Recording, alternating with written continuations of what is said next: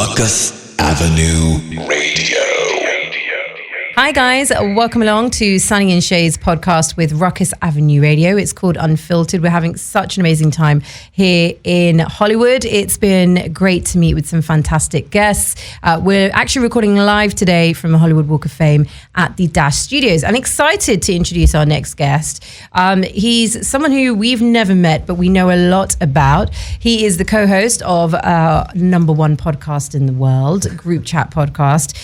He's an entrepreneur, business guy. His name is Dee Murthy. Dee, great to have you with us. How are you? Amazing. Thank you for having me. You've got such a long bio. I was like, we'll just talk about it, rather than me just saying everything. Yeah. But we don't want to run out of things to say. Exactly. Because me and Shay talk a lot about ourselves. Yeah. Unfortunately, I talk a lot too. That's good. That's why you got the number one podcast. Right? Exactly. And here's the thing: we're new into this podcasting thing, right? Yeah. So we work on the BBC and we have 3 hours of a show.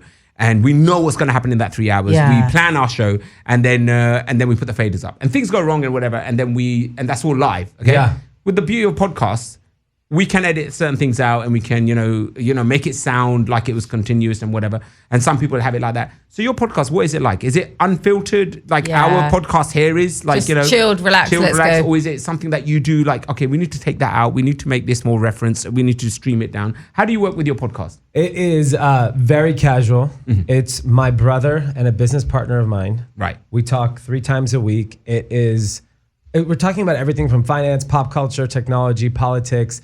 And it's called Group Chat is because this is the conversation everyone is having amongst their friends, Right. but no one wants to do it publicly. Right. Yeah. Because of fear of getting canceled. Okay. Right. And so that's really what it is. It's like unfiltered, it's raw opinion, and it's great. I'll say something and then I'll get a call from my mom.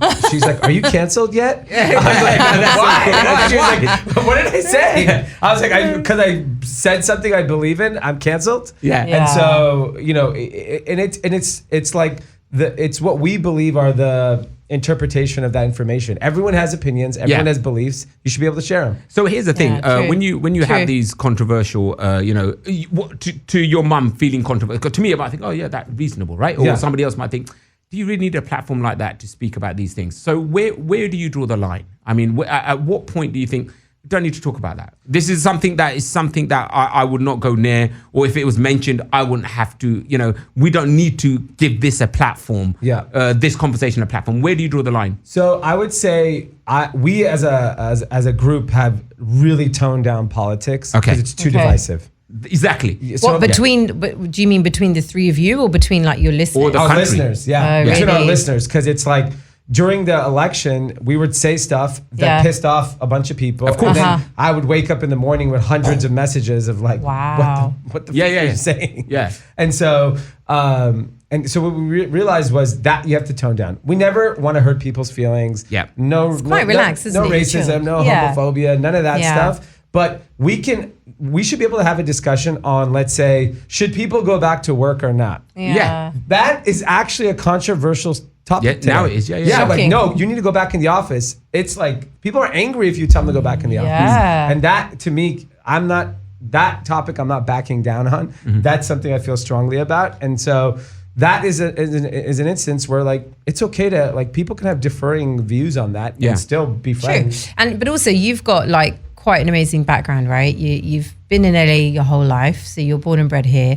It's a real fashion background. You're an entrepreneur, you're a businessman. So I feel like you'll have a lot more to say on a topic like that than maybe Sunny and I. We don't employ anyone, right? We are, we're just each other. We work like, if I want to go into work, you have to come with me. You know what I mean? Whereas like you're like, no, I actually know how this works. Exactly. Yeah. So even today, you've got you're that technically experience. working. Yes. And you have to come at your house. Where you're like, why can't you just WhatsApp me?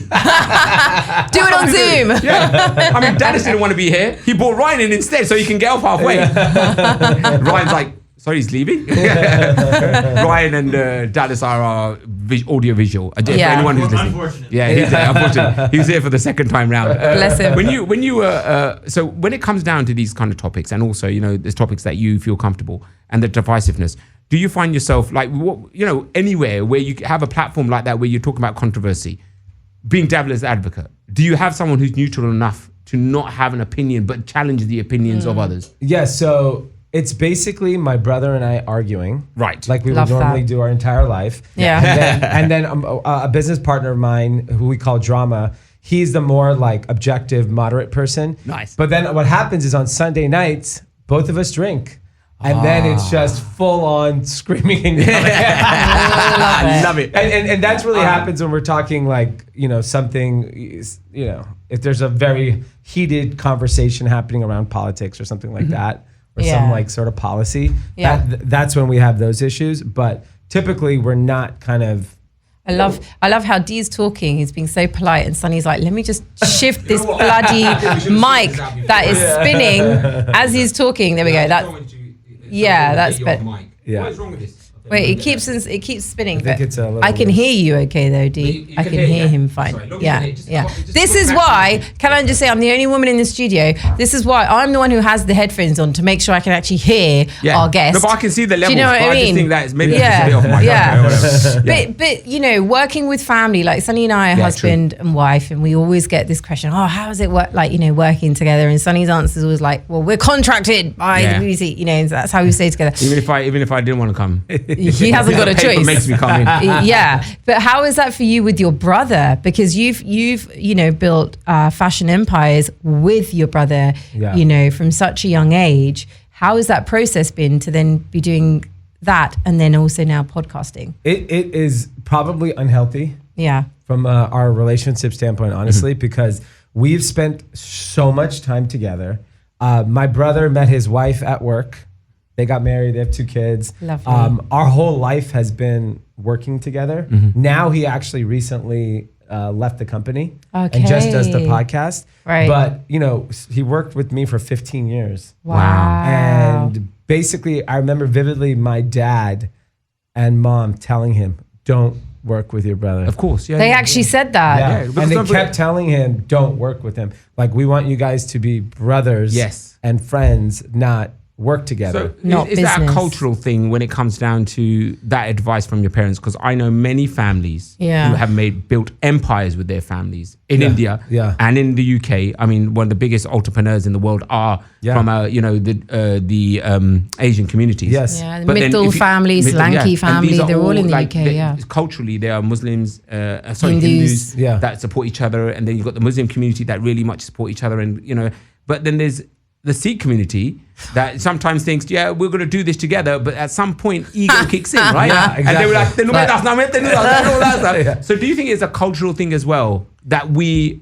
aren't really good emotionally in business, because we get emotionally attached to everything, even our cars. We name them. Yeah, and I think that's everybody though. Right. Like, I think working with family is always difficult. Right. And everyone has to have a very patient approach. Otherwise, there's going to be strain on that relationship. Even the most successful empires and families, they're fighting. Well, constantly. look at Gucci. Look at, what is the one you always tell me about? The trainers that we wear, Puma, and Adidas, they're brothers. They were brothers. I did not know this. But they divided the whole town that they live in. So you either work for Puma or you work for Adidas. Yeah. You can't work on both factories and do overtime. Yeah. Yes, So, and that's and that's the reality. It's like, I was talking to about with my mom, because when my brother and I are fighting, she's hurt by it. Did she get really upset? Yeah, she gets Aw, upset. dude. And I was like, when's the last time you talked to your brother? Yeah. So there's all that connection. And I was right? like, everyone has this problem. Yeah, and then yeah. obviously she gets really mad when I say that. Of course, Because yeah. I have a big mouth. But but the Are reality. you the eldest? I'm the oldest, Yeah, so there you go. You can say it. Yeah. All 3 of us are the eldest sibling. Like, all of us in this room are the That's why I've only eldest. got one little daughter and she gets everything. Yeah. She goes, Do you know what he has said? Like, you probably haven't heard this, but when our boss heard Sonny say this on the BBC, they were like, "Is he being Is serious?" he joking? Yeah. So Sonny and I have a 4-year-old. We were telling you, Dee. Yeah. We had Tell to do a Dee. will. We had to do a will. Like, right? you have to. Everyone does a will, does don't you? I didn't have anything to give, so I was like, what do you want from me? My tattoos? Yeah, take my skin. I don't give a shit. Because I have everything, sucker. You know what I mean?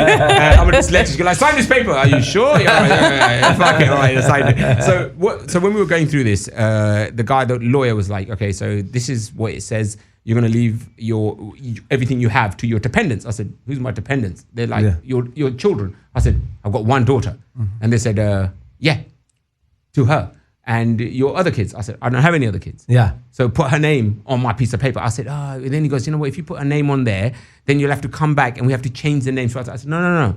I've got one daughter, she's the eldest. Yeah. She gets everything. Yeah. And whoever comes after her, they better be nice to her. They ain't getting shit. It's that simple, right? Seriously, I just waited how many years to get this child, and then she's turned up now, and she's going to get all my love and everything. And if anyone else pops up afterwards, they just better be nice and respect my firstborn, because she's everything. She's me, right? Because the firstborn daughter is always like her father. Yeah. So she'll look after them. But if they're a bunch of wankers, they ain't getting shit. Do you know what I mean? So Shay was like, to be clear, for the record, I did not do that. You didn't do that, yeah. I would like more children, and they will get 50-50. It's my dad who got my back. Yeah. That's what I'm saying. So you're going to take that to a court of law one day. You got my dad was seriously, he said this. His mum was like, what the hell? What are you doing? Like, what I haven't got any other kids. I'm all right with this one. She's a gangster. Like, seriously. But you're right. So there can be dramedy. There can be a lot of drama in families and business.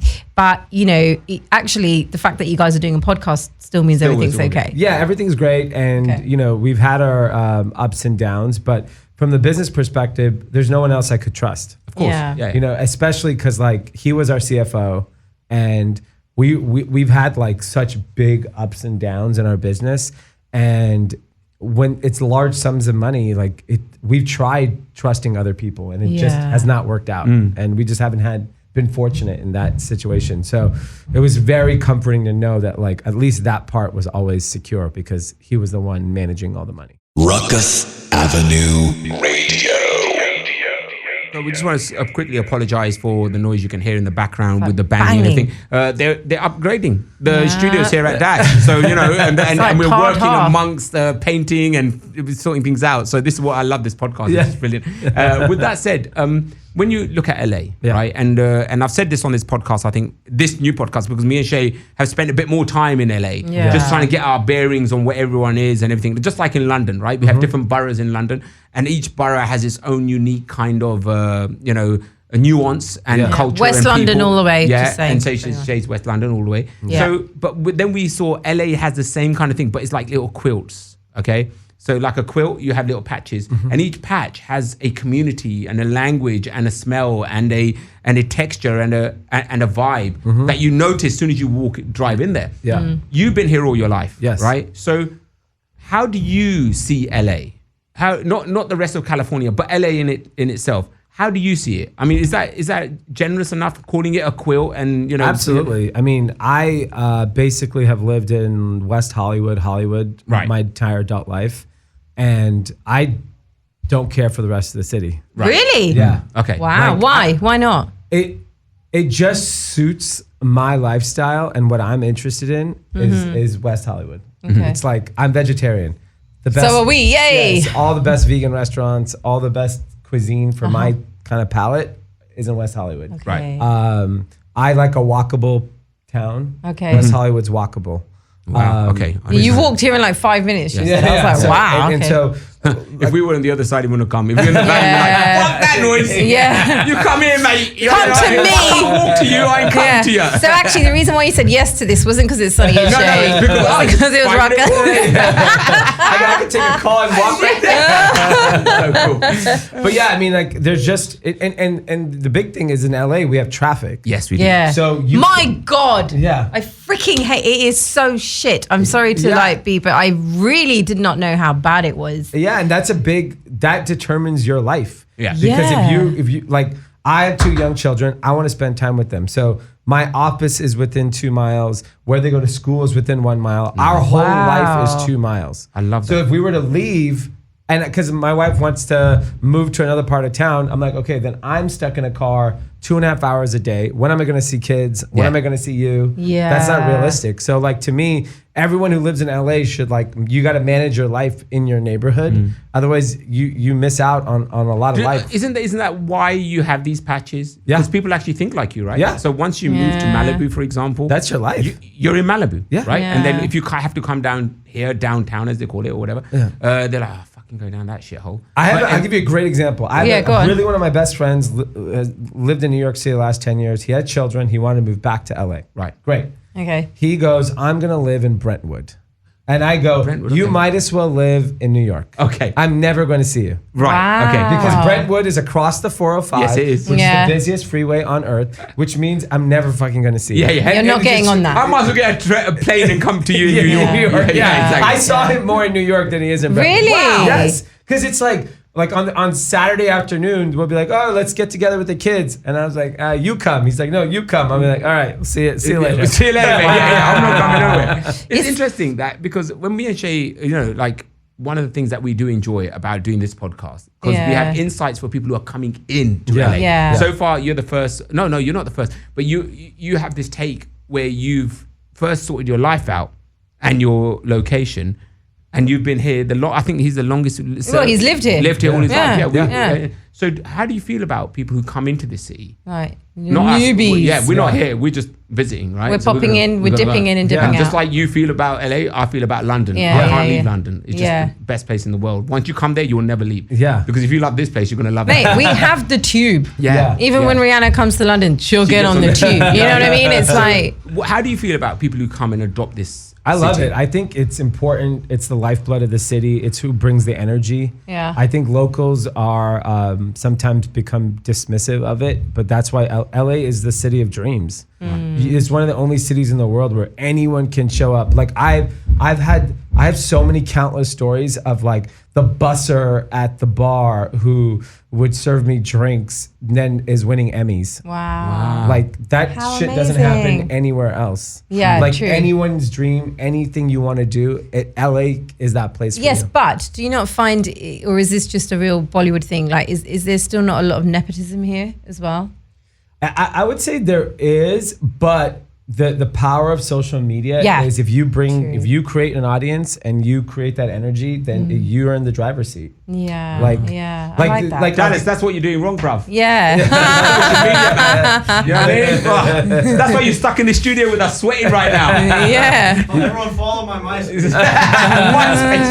I know. Love it. My God, who remembers those? I was just going to ask you as well and talk about the most recent business venture, Ghost, because it's quite exciting what you're doing at the moment. Tell us a little bit about that. Yeah, so my background's been in fashion for the last 20 years, building and operating brands. And, fashion is actually one of the slowest to adopt technology and data. And like, we're just in the dark ages. Yeah. And, what happened the last 2 years during the pandemic is all of these brands, the best retailers in the world, thought that people were going to shop like 2020 and 2021 forever. Right. So everyone was sitting at home and got free money. Yeah. At least in America. I don't know what it was like the rest of the No, world. we had the furlough scheme. Yeah. Yeah, so, we had that, We yeah. had that. So all these people had the most excess income they've ever had. And what do? There's the behavior of people is as soon as you have a little extra money, you spend it. No Yeah, one actually, true. saves money. Invest. You save. Yeah. You save. You don't invest. And no one saves here. Everyone, you just spend. Yeah, you don't Okay. save. You Yeah. invest, man.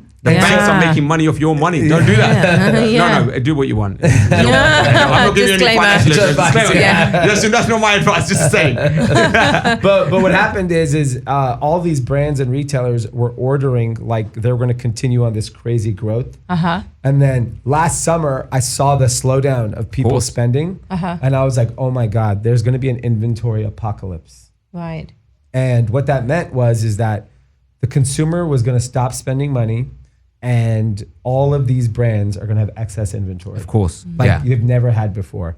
So what we did was we built a private marketplace where brands, retailers, manufacturers upload their excess inventory and we match them with discount retailers all over the world. Nice. Nice. And so we raised venture money for it. We raised quite a bit of money and believe that we can be the solution for people that have excess inventory and do it in a discreet way. Like we never reveal. So you don't de-brand the brand. Exactly. Yeah, that's important, right? Yeah. Because like one of the things that Louis Vuitton do, don't quote me on this, but what they do is they'd never put their stuff on sale. They'll actually bring it all back in-house and burn it. They burn it. Because they don't want it ever to go on sale because that would How devalue dare the brand. they? So this is something where you could come in and say, nobody needs to know. Yeah.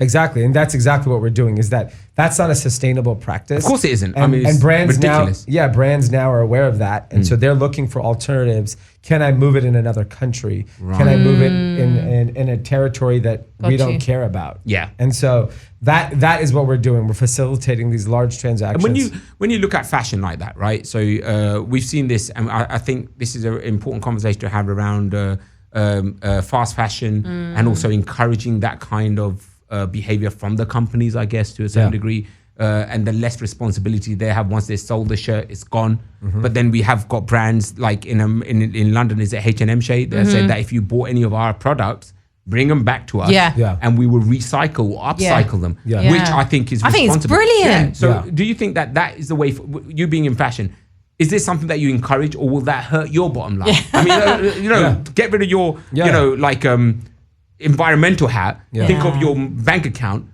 Would that be more practical, or do you think that has to be part of the bottom line? Yeah, the environment. So the problem is the consumer actually doesn't care about sustainability. Wow. So if the consumer cared, then businesses would care. Okay. Yes. True. So the fastest growing In the US, you think? 'Cause No, I feel like in the UK, No, even really? in the UK. Shit. Come on, look at that. How many Okay. people still go to Primark?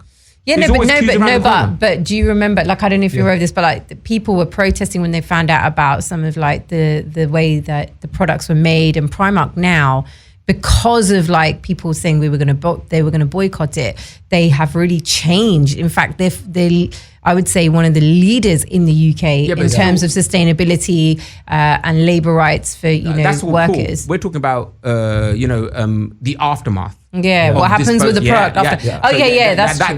I agree with you what you just said there. But that's what Thank you, I'm 'cause talking I'm about. right. It's the other side I'm talking about. We're doing disposability and over making, like you said, surplus of. So I'll give you an example. waste. The fastest growing brand in the world is a company called Shein. Okay. It's a Chinese company. So in the UK we call it Shine, but it's actually Shein. SHEIN. Yeah. Yeah. You can pronounce it both Okay, ways. fine. I've seen Okay, it I both. got you. And that company went from 0 to 20 billion in sales in less than a decade. Yeah. They are shipping directly from Chinese factories to consumers all over the Exactly. world. They don't pay duties in any country, and it's the fastest of fast fashion. And and they get harassed for sustainability all the time. Right. And God knows what else. Nobody cares. Their business is growing bigger than ever. And this is worldwide audience. This is not just one particular. Anyone in the world can have access to this product, and people are like, "I'm not going there. I'm going to go to these guys." Cheaper. It's cheaper. That's it. It's just about price, and that's why. Like, that's it. Even we have a sustainable footwear brand that we started a few years ago, and it's doing really well. But the primary reason people buy it is not because of sustainability. That's interesting. We're a long ways away from the point where, like, So I guess when you look at your business and the business structure and technology, playing a part in that, every industry has been affected by technology, especially the entertainment one. Where is it letting you down when it comes to technology and in fashion, or where is it excelling? Where other companies could learn from fashion? Yeah, so I would say the biggest thing that we've noticed in our industry is that relationships still matter. Technology will never replace relationships. Okay. So if you want a retailer or a brand to work with you, it's all about trust.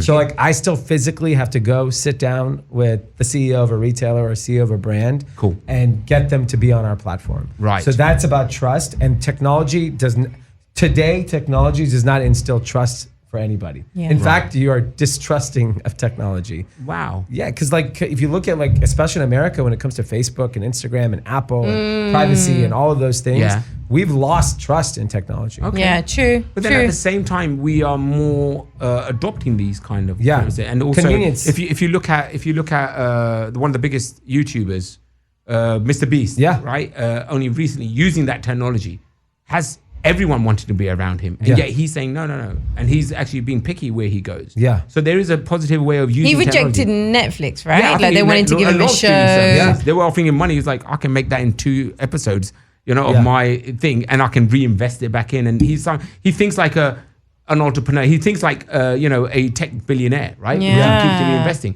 So there is a way of using that, right? Is absolutely, it or not? absolutely. I mean, look, technology has changed the world. Technology has made all of our lives better. Right. So there's an enormous amount of positives, but there are drawbacks. It's just each person has to decide if that drawback is worth it for them. Like I have friends who are not on social media because they thought they were wasting their time on it. Yeah. And What are your thoughts on that? You're like, no, you should. I mean, like, have some discipline. Jesus Christ. Like, I mean, to me, it's like, I don't sit and watch 12 hours of TV a day. Like, when I have some time, I turn it on and I watch 30 minutes and I go to sleep. You're like, good. You're good. Yeah. Not me. That's my life, bro. Ruckus Avenue Radio. Let me ask you this. This is, I think, you can answer this question, you don't have to. Yeah. Right? This is why it's called Sunny Shay Unfiltered.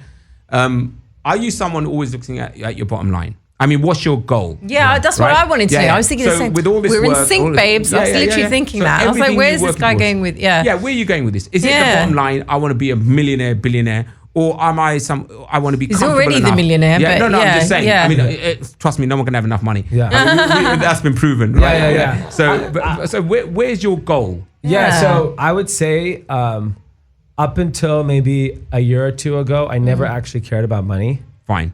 And really because I did something I loved and I had a lot of fun doing it. That's it, yeah. And That's the best way to be because the money will come. And now I have 2 kids and now I care about money. We're all on the same page Don't then. blame the children. Literally. I'm blaming them. They're really expensive. It's like, Daddy, I want this. Okay. I guess did you cry when and don't forget this is just about finance and then it comes into politics, right? Because certain parties help people in your position. Yeah. Because I think Dave Chappelle said it the best. When he was going to vote and it was like, oh, Trump's going to come in and he goes, no, mate, Trump comes in, I'm going to do better from him. You know, because I'm rich, right? Yeah. So does that play a part in your bank balance, which party comes in here in the United States? Honestly, because I know there's in the UK, we've got the same kind of we've got Labour, we've got Conservatives, we've got Liberal Democrats, we've got these 3 So for anyone who doesn't know, so Conservatives would be seen more as Republicans and then Democrats would be seen more as Labour. But then we also have Liberals as well, which is more left, I would say, than Labour and Democrats. Are you someone who's thinking, you know what? I don't want to be political, but if the policies of the Democrats or the Republicans favor my bank balance, that's where I'm going to go. Or are you quite, are you loyal? You don't have to tell us who you pay for, but are you quite loyal to the party that you vote with? I mean, I'm happy to be transparent. I'm very liberal, and for reasons just being a person of color in America, like there are certain groups that are face a very big uphill challenge. Yeah. In America, Indians are white. Yeah.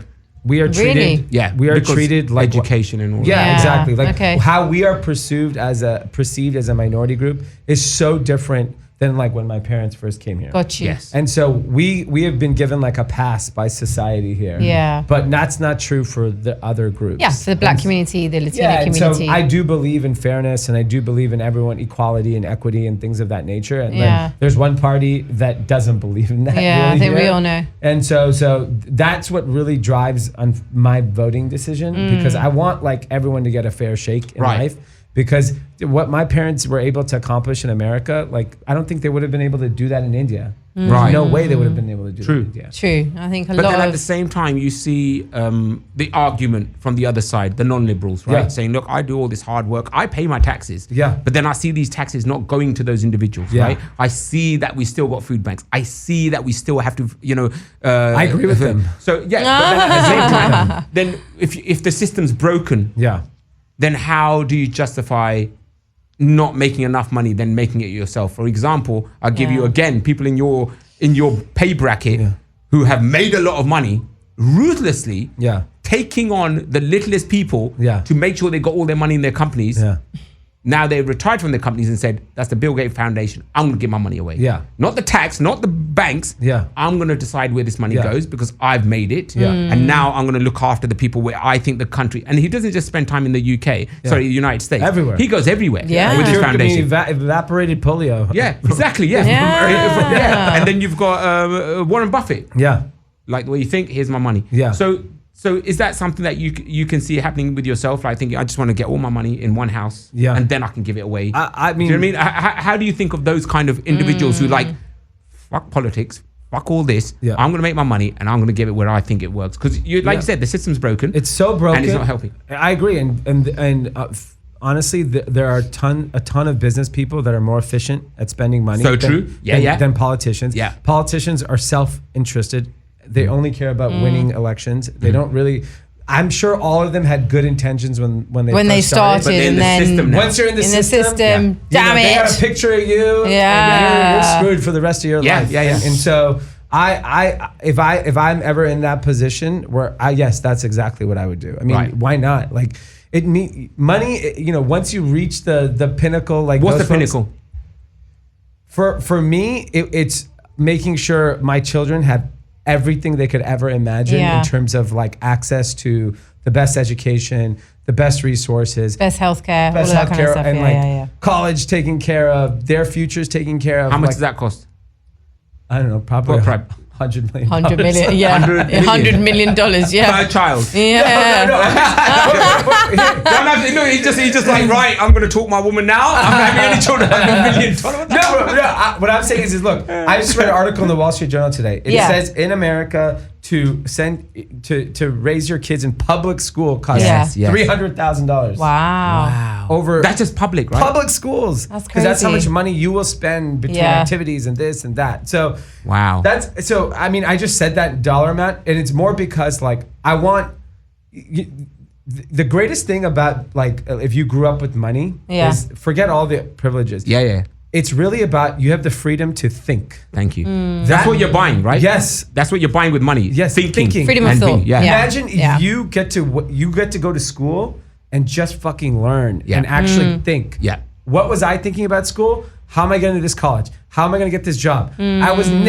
I didn't give a shit about learning. No. All I cared about is memorize this, get a good score, get the fuck out, Yeah. and start making money. Yeah. Yeah. That is the biggest problem with education when you don't have money. Yeah. If my kids have money and they're into philosophy, fine, go fucking read it for Yeah, 10 yeah. years. Yeah, you don't have and go become a to. teacher. That's Yeah, fine. yeah. It's not Brilliant. about Kind money. of like our love that. parents did the groundwork for us. Yeah. And we are now doing that groundwork to the point where actually not just our children, but their children should be able to have that freedom of Yeah. thought. I think most people would like it to be that way. Yeah.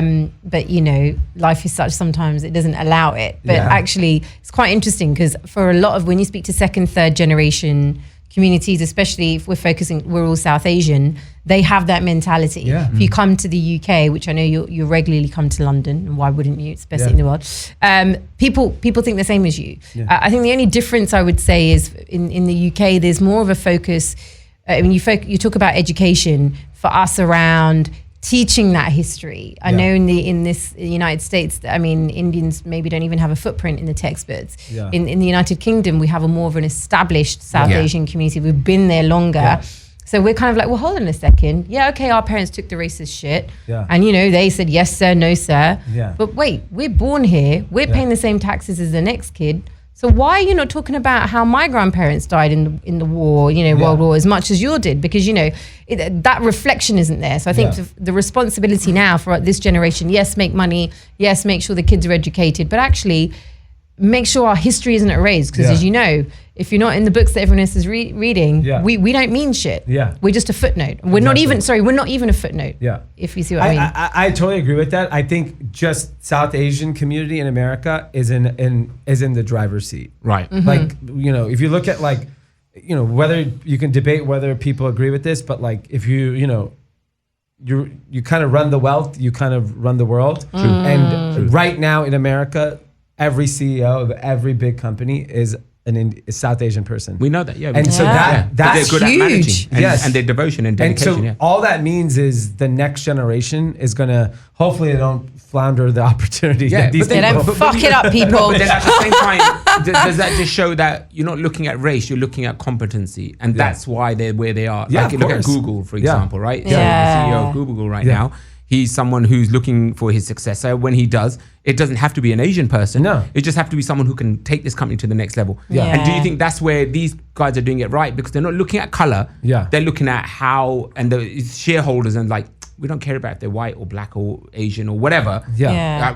Long as our bottom dollar is there and they can manage and take this company to that level, Yeah. that's what you got to look at. Absolutely, and I think that the biggest difference though is that, and I have a lot of older Indian businessmen friends I'm friends with, and they will always say, "Oh, we're the model minority. Oh, we're the model minority," because we say yes sir, no sir. Yeah. And I was like, so what? It got you in the position you're in. Yeah. Now you need Wow. to change your situation. Yeah. Don't be mad that that's what you had to. Everyone sacrificed something to get to where they are. True. So don't feel bad about it. Instead, now you're in a position of power and you can change that conversation. Okay. So Something I want to ask you, just as we're tying up, and it's been so fascinating, Dee. When we've we're got like back, 10 minutes left. I know. Yeah. When we're back, I'm sure we'll follow up. We'll get you Great. back in, and I want your brother here. That'll be so fun. I want you to sponsor us. Yeah, So we want money from you. yeah. Right? See what I did? I put him on the spot. Money people. That's how you do it, Dallas. Exactly. This is all good. Yeah. Ruckus Avenue Radio. Yeah, I spoke to you, Ryan. So when you see Are this you man- learning are you anything learning from the anything? businessman? Yeah. Hey. Everything's going It's going going in. How far do you live from your house and work? Oh, I drove 2 hours here. Oh, Dedication, bro. You couldn't even give me a walk 10 high minutes. five. You know what I mean? We appreciate And he you, was Ryan. on time, and we Came all the way from weren't. Dallas. I know, Dallas, Bajada. No, but I want to know, piece of advice. What do you say to, like, you must get this all the time. What would you have liked to have said to the younger Dee, I don't know, 20 years ago? Yeah, What wear a would condom.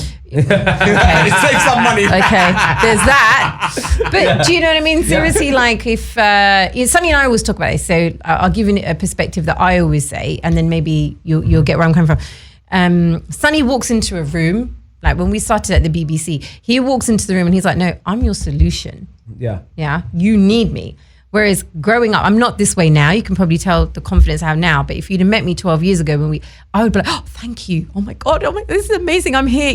Almost appreciative. And I feel like if I could grateful, yeah. But if I could tell my younger self, it would be, no, get rid of the imposter syndrome. They need you. You need to walk in with that confidence and bravado. Yeah. And because once you ooze that, actually, you have the confidence to talk about your talent. When you're constantly being grateful, you don't, because you're just too busy trying to please someone. Yeah. So what would you say to the younger you? There's no rush. Be patient. Okay. I think when I was in high school and college, I was just dying to just get out and go live my life. Yeah. And there was a lot of advantages to that, but I also felt like I missed out on a lot of things. Right. And I think life is, knock on wood, you live a long, healthy life. Like you will get a chance to do everything you want to. You just have to take it one day at a time. Nice. And that's biggest thing is like I started my business when I was 18. Yeah. Like why? Yeah. Why didn't I just enjoy college? College is so fun. Yeah. Like true. I look now, I'm like, man, I would love to do 4 years back at USC. Yeah. Like that's where I went to school. It was so fun. But like I was checked out. Like I was like, I gotta make money. I gotta focus on my business. I gotta figure out my life. And there was no reason. I would have probably been in a better place if I just like. Do you mean mentally in a better place? Like be present. Like it's so much of life, people aren't present. Yeah, And so true. like, especially when you're young, like that's so fleeting. Like youth is like, You don't realize. it's gone. Yeah, youth see, is now wasted I- on the See, young. I thought of that a long time ago. Yeah. Being a dyslexic, right? So in my school, and I'll give you a quick insight, and this is something the podcast is doing as well, introducing everyone who's listening to us about me and Shay's lives. As a dyslexic, I was always looked at the stupid kid at school, right? Yeah. Then they diagnosed me. As soon as they diagnosed me, I thought, I'm not the stupid kid. Yeah. I'm fucking intelligent. Yeah. Because my teachers kept saying, you're intelligent. Why can't you just put it on paper? Yeah. And as soon as I got that, I had that. And then I was like, okay, so I didn't have to worry anymore. Yeah. And then I was in the room all the time. Yeah. Because I was like, what did you say? Yeah. I'm going to fuck you up on what you said, right? And then what did you say? You think you're smarter than me? Yeah. I'll be back tomorrow. Yeah. So I would go and do a little bit of research. And then there's a skill to having a conversation where you sound like you're intelligent, but you're thick. Right? You don't know nothing about computer science, but you know a couple of books who wrote something. You say these names, all of a sudden these guys don't want to push you because they're like, this guy knows Shit, this. he knows his stuff. He knows his stuff. I don't know shit. I just know like I can see a cake and there's icing on it. I'm the icing. I don't know how many eggs go into that cake.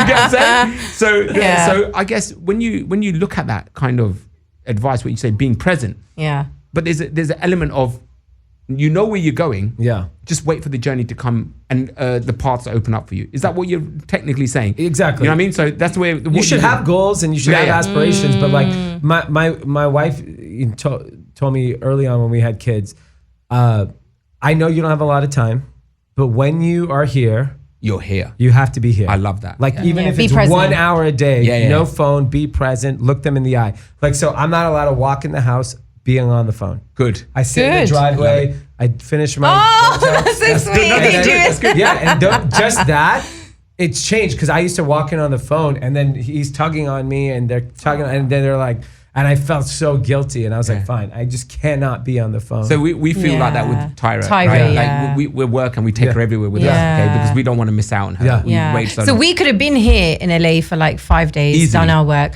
and then we were like, so in the UK it's the summer holidays. Yeah. I know it's finished here. It's finishing here. What do you Yeah. guys call his summer break? Summer right? break. Yeah, Summer break, same yeah. thing.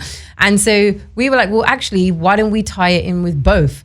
So we've now extended our trip. It's like 3.5 weeks, and we've brought her like where we go, Tyra goes. Yeah. Like if we go to the BFI in the UK, we do a red carpet. Now she just comes with us. We want her to know what mummy and daddy do, but at the same time, when we're with her and it's home time, like you said, Yeah. there's no phones, there's Nothing, no yeah. one like In work fact, can't she's on the contact her. phone. Yeah, And yeah, then yeah, keep the yeah, phone on. yeah. Piss off, I'm Yeah, I'm like, listen, I want your attention. It's like they don't have time for us, which I often find really nice. So your piece of advice to yourself would be don't rush. Yeah. Just finally, for anyone who is doing finance, doing entrepreneurship, what about that? Like you're someone who, I know obviously listen to the podcast, Podcast, guys, of course. group Yeah, chat, yeah. you'll get all of that.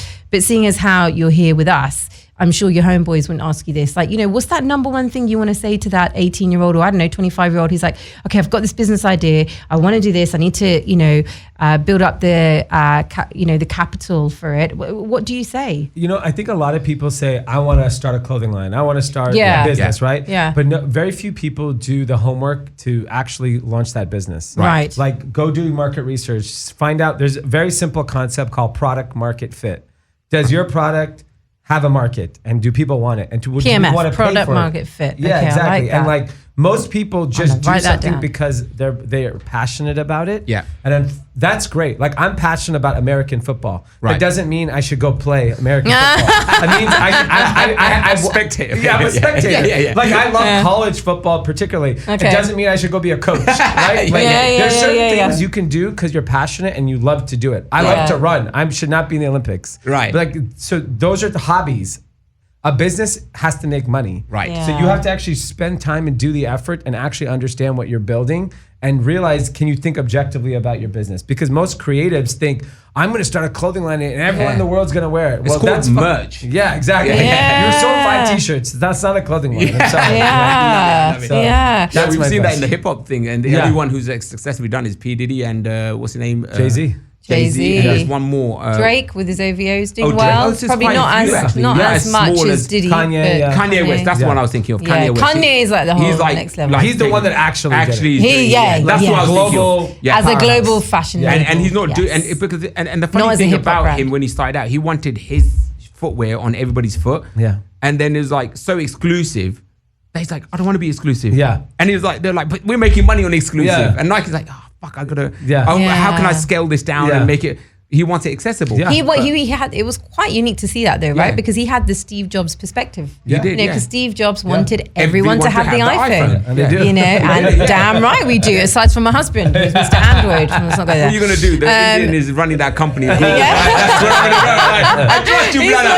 I trust you. But Kanye had that Yeah. same perspective of no. I don't want to be the Gucci. I want to be the I wanna Apple. be the Adidas. Yeah. Because that is going to give me, like you just said, the global Yeah. fashion brand that it is now. Yeah, absolutely. Yeah, I love that. Dee, We it's ran been out of so time. lovely Ran out of time, mate. speaking to you. Yeah. People can follow you, Dee Murthy, of course, on Instagram. The podcast is out, it's available, it's weekly, right? Yep. Last 5 years. Yeah. And you used to do live podcasts before the pandemic, so Yes. I'm sure at some point you'll be bringing that Going back back. on the road. We'll do. Yeah. Road being West Hollywood. The 2 mile, One location. 2 mile I radius. can walk there. Yes, yes. Dash is doing stuff here. So you Yeah, might just come here, man. Yeah, come here and just do it. Yeah, it's like, hey, we're here now. Exactly. We've got some I'm chairs sure and a Ruckus mic. Avenue Radio will broadcast it for you. Yeah. Really good. Real pleasure seeing you, Dee. Definitely. Thank you for joining us. Guys, if you want to check out the rest of the podcast, just go to Ruckus Avenue Radio. You can listen to the first series, Sonny and Shay Go to Hollywood. This is Unfiltered, though. Hope that you'll enjoy it.